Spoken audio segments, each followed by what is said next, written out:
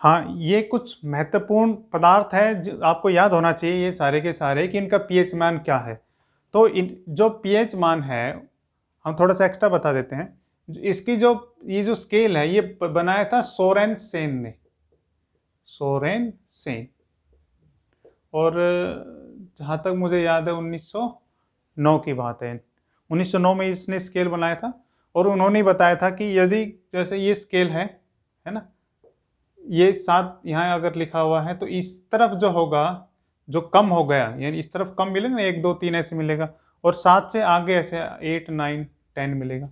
7 से जो कम मिलेगा वो क्या हो जाएगा, एसिड होगा, और 7 से जो ज़्यादा मिलेगा वो क्षार होता हुआ चला जाएगा।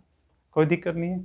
तो कुछ पदार्थ है जैसे समुद्र का जल है 8.4 होता है, कई बार ये एग्जाम में पूछ लिया जाता है, आप पता होना चाहिए।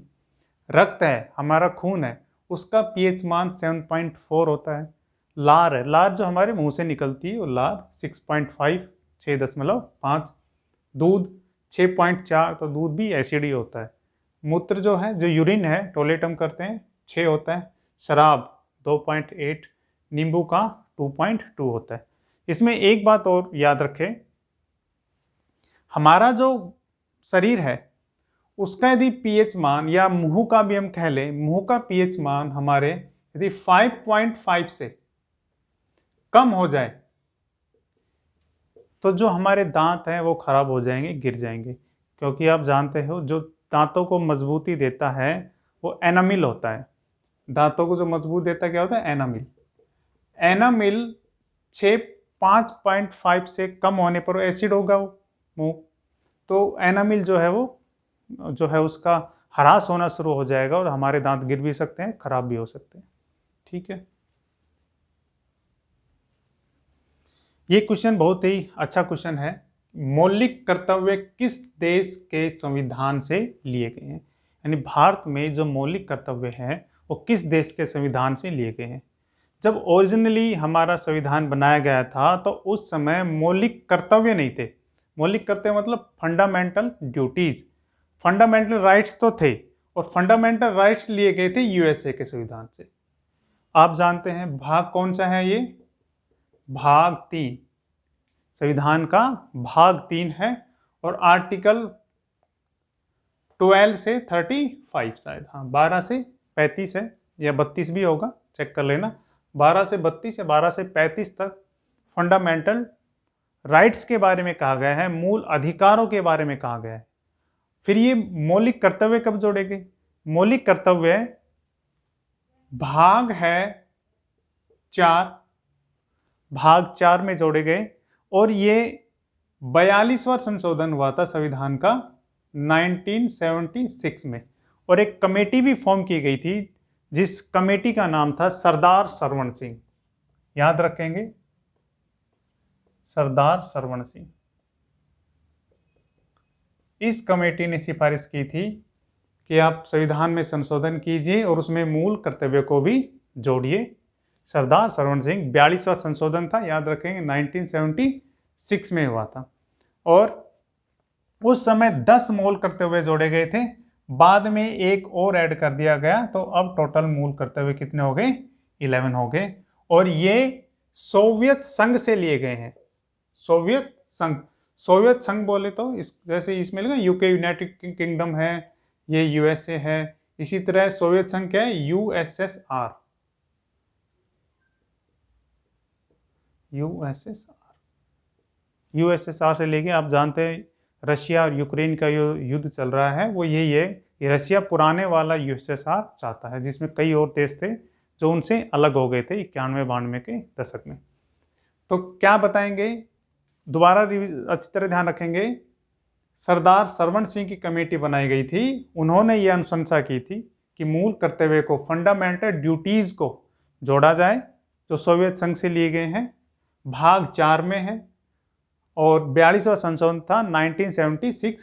जब 42वां संशोधन हुआ था तो उस समय केवल 10 थे, एक और जोड़ा गया 86वें संशोधन के दौरान, ये बाद में जोड़ा गया था लास्ट में। वो क्या है, 6 से 14 साल के बच्चों को माता पिता या संरक्षण का मूल ये ड्यूटीज होगी कि वो 6 से 14 साल के बच्चों को प्रारंभिक शिक्षा जरूर दिलाई। ये एक आखिरी में जोड़ा गया था। 86वां संशोधन हुआ था।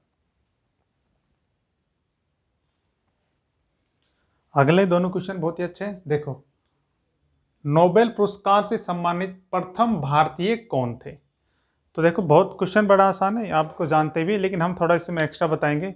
नोबेल पुरस्कार सबसे पहले रविंद्रनाथ टैगोर को दिया गया था। और ये कब दिया गया था?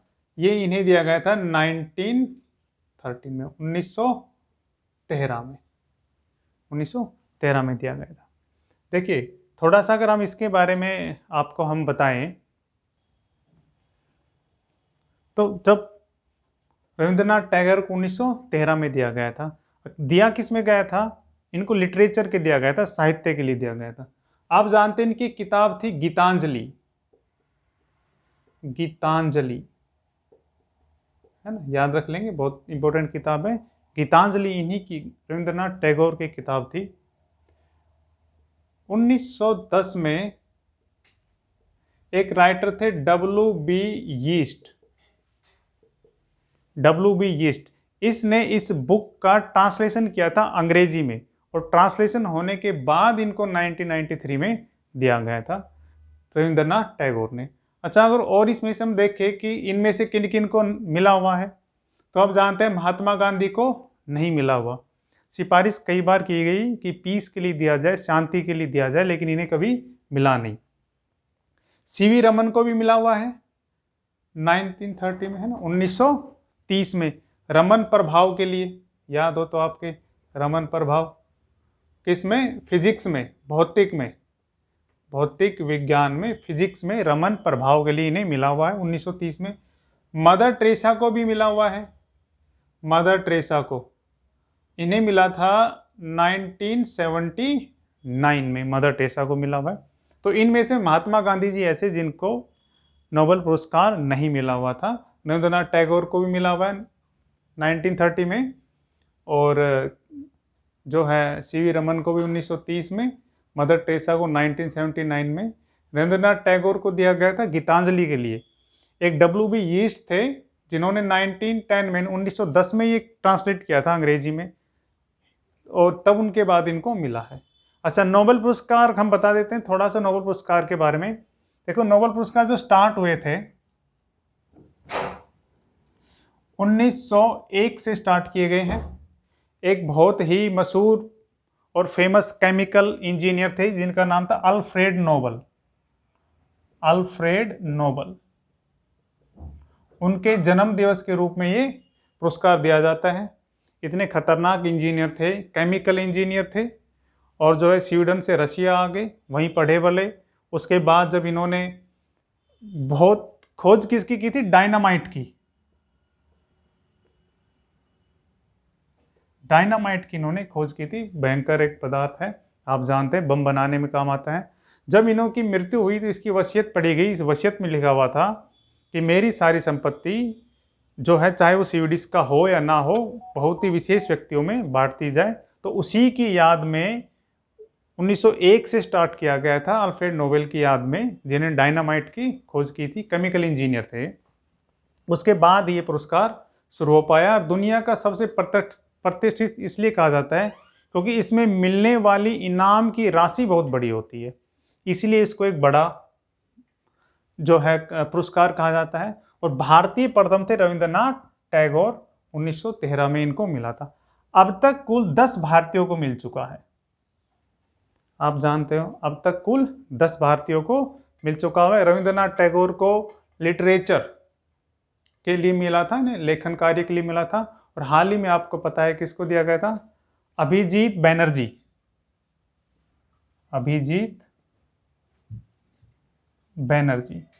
है ना। और किसके लिए दिया गया है इसको? इकोनॉमिक्स के लिए दिया गया है। अभिजीत बैनर्जी को इकोनॉमिक्स के लिए दिया गया है। पॉवर्टी के ऊपर, इनकी ग्लोबल पॉवर्टी के ऊपर बुक आई थी, उसी के ऊपर दिया गया। ये भी आ गए ग्लोबल पॉवर्टी, है ना। ग्लोबल पॉवर्टी के ऊपर बुक आई थी, उसके ऊपर इनको आखिरी में दिया गया है। टोटल 10 व्यक्तियों को दिया जा चुका है। इससे पहले कैलाश सत्यार्थी को दिया गया था 2014 में, है ना, याद हो तो आपके, कैलाश सत्यार्थी। कैलाश को कब 14 में दिया गया था, है ना, डेट ध्यान रख लेंगे, 14 में दिया गया था। किसके साथ? पाकिस्तान की एक पीस वर्कर थी मलाला यूसुफजाई, जो महिलाओं के साथ खासकर बच्चों के एजुकेशन के लिए कार्य करती थी। उनका कहना था कि मुस्लिम लड़कियों को भी स्कूल आना चाहिए, पढ़ना चाहिए, और वहाँ पर लोगों ने इसका विरोध किया और उनको गोली भी मार दी गई थी, काफ़ी गोलियां लगी, मरी नहीं, बच गई। उसके बाद में कैलाश सत्यार्थी और उन दोनों को पीस के लिए ही जो है नोबेल पुरस्कार दिया गया था। कैलाश सत्यार्थी क्या है बता देते हैं। ये एक सोशल वर्कर है और इनका एक ग्रुप भी है, बचपन बचाओ आंदोलन से जुड़े हुए हैं, कई बार आया है ये बचपन बचाओ। जो छोटे बच्चे होते हैं जिनके माँ बाप पढ़ा नहीं पाते हैं, या वैसे जिनके माँ पेरेंट्स मर जाते हैं, कोई होटल पे काम करता है, कोई कोयले की खान में काम करता है, तो उन बच्चों को ये वहाँ से निकालते हैं, पढ़ाते हैं। और उनकी जो आंदोलन है वो क्या है? बचपन बचाओ। बहुत ही नेक काम करते हैं। तो ठीक है, कोई मुश्किल नहीं था, ये तो बड़ा आसान था, है ना, रविंद्रनाथ टैगोर। अगला है मौर्य वंश का अंतिम सम्राट कौन था? तो ये तो बड़ा आसान है आपको। देखो, मौर्य वंश में चंद्रगुप्त भी आया, अशोक भी आया, बृहद्रथ भी आया, ये तो प्रथम था, है ना, फर्स्ट था। अशोक तो उसके बाद में आए हैं, है ना, अशोक तो बाद में आए हैं। अंतिम सम्राट कौन था? बृहद्रथ। आंसर सी है।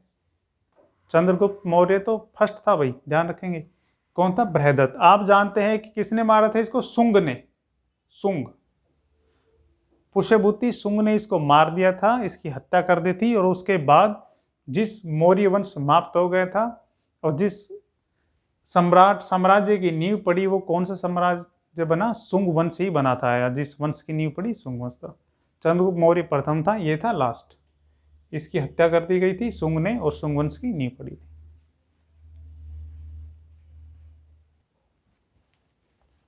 एक बहुत फेमस शब्द है, आपने बहुत जगह लिखा भी देखा होगा, सत्यमेव जयते किस प्राचीन शास्त्र का मंत्र है? तो सत्यमेव जयते मुंडक उपनिषद का वाक्य है ये। कई बार आ जाता है कि ये भी आ जाता है कि सत्यमेव जयते कहाँ से लिया गया है, तो क्या कहेंगे? मुंडक उपनिषद।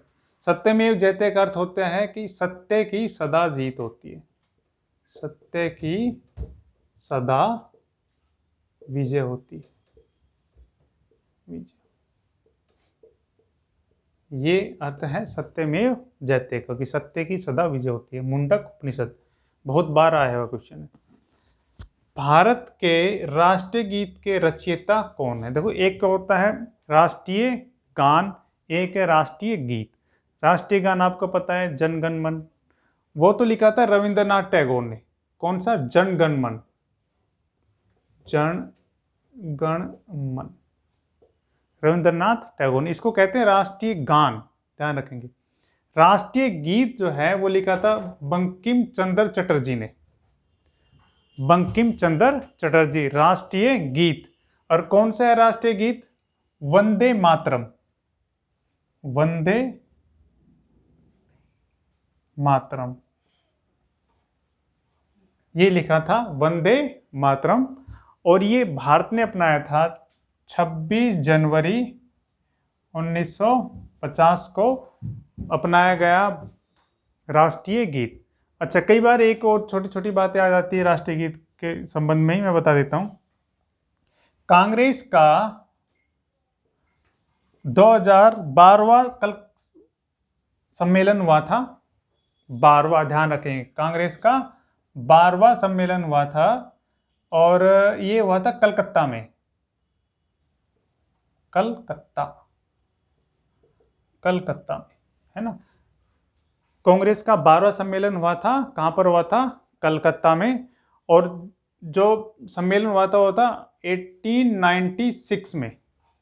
अध्यक्षता करने वाले थे रहीमतुल्ला सयानी, रहीमतुल्ला सयानी, रहीमतुल्ला सयानी। उनकी अध्यक्षता में पहली बार गाया गया था वंदे मातरम, जो हमारा राष्ट्रीय गीत है। तो ध्यान रखेंगे, भारत का राष्ट्रीय गीत कौन सा है? बंकिम चंद्र चटर्जी ने लिखा था वंदे मातरम। अब भारत ने कब अपनाया? 26 जनवरी 1950 में। और ये पहली बार कब गाया गया था? पहली बार कांग्रेस का 12वां अधिवेशन हुआ था या सम्मेलन हुआ था कलकत्ता के अंदर 1896 में, और उनके अध्यक्ष जो थे वो थे रहीमतुल्लाह सयानी। उस समय ये पहली बार गाया गया था। अच्छा, एक और, हमारा राष्ट्रीय गीत कौन सा है? वंदे मातरम। और राष्ट्रीय गान कौन सा है? जनगण मन, जो किसने लिखा था? रविंद्रनाथ टैगोर ने। उसी प्रकार से बांग्लादेश का भी राष्ट्रीय गीत है, ओमार सोनार बांग्ला। याद रखेंगे, ओमार सोनार बांग्ला, यानी मेरा सोने जैसा बांग्ला या हमारा सोने जैसा बांग्ला, ओमार सोनार बांग्ला। और वो भी लिखा था रविंद्रनाथ टैगोर ने, ओमार सोनार बांग्ला। ध्यान रखेंगे, बंकिम चंद्र चटर्जी ने लिखा था राष्ट्रीय गीत और इन्होंने लिखा था राष्ट्रीय गान। अंतर ध्यान रखेंगे साहब। और राष्ट्रीय गीत से संबंधित बातें मैंने यहाँ भी लिख दी।